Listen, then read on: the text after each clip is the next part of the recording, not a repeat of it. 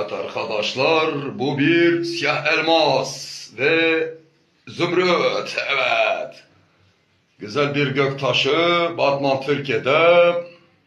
Sizi bekliyoruz ve de seviyoruz. Gelin.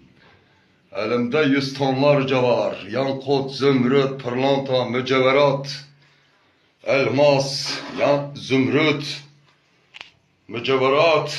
Bak ne güzel siyah siyah, sımsiyah. Evet, kıcır kıcır parlıyor böyle. Evet. Gelin görüşelim. Bu tam 11,5 kilo. Net milim. 100 tonlarca, milyon tonlarca var elimde. Burası Mezopotamya ve Nuh gemisi bölgesi. Evet. Dinozorların yok olduğu bölge.